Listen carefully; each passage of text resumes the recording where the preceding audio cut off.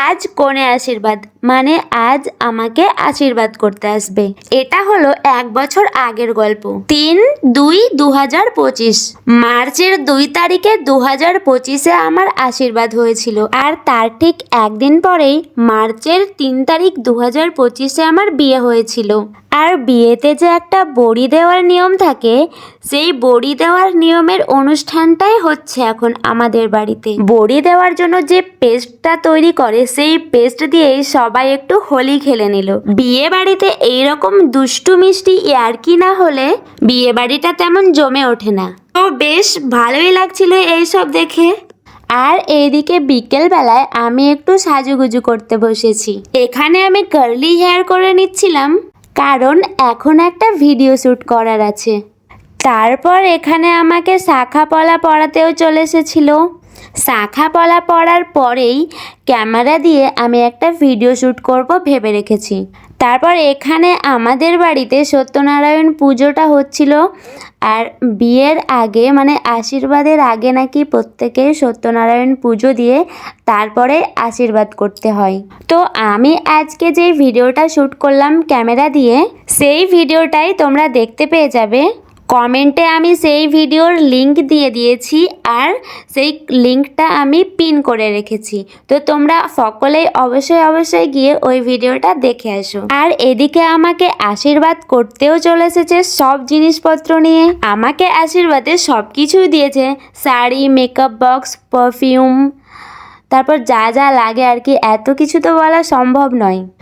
ওনারা আশীর্বাদের সব জিনিসপত্র কেনার আগে আমাকে একবার ফোন করে নিয়েছিলেন, আর আমাকে জিজ্ঞেস করেছিলেন আমি কোন কোন প্রোডাক্টগুলো ইউজ করি, সেইগুলোই ওনারা আমাকে দেবেন আর কি। আমি যেই প্রোডাক্টের নাম বলেছিলাম সেই প্রোডাক্টগুলোই আমাকে দেওয়া হয়েছে। আর তারপর আশীর্বাদের জন্য আমি এখন রেডি হয়ে নিয়েছি। আশীর্বাদের দিন আমি এইরকমভাবেই সেজেছিলাম।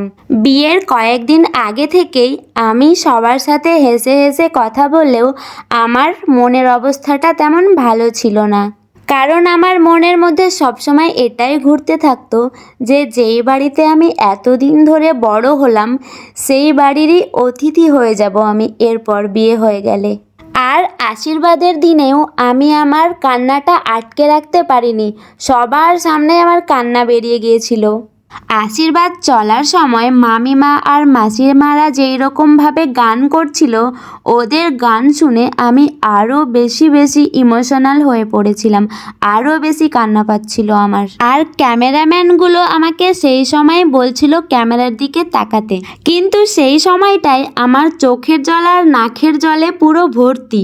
সেই মুহূর্তটাই আমি কিভাবেই বা ছবি তুলতাম। তো তারপরেই মনকে শক্ত করে নিজেকে সামলে নেওয়ার চেষ্টা করলাম, আর চোখের জল মুছে বেশ কয়েকটা ছবিও তুলে নিলাম।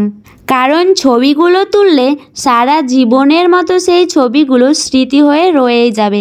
আর সবশেষে আমাকে আমার মা আশীর্বাদ করে নিচ্ছে। এখন 1.5 ঘন্টা ধরে একই রকমভাবে স্ট্যাচু হয়ে বসে আছে, পুরো পায়ে ব্যথা হয়ে গেছে।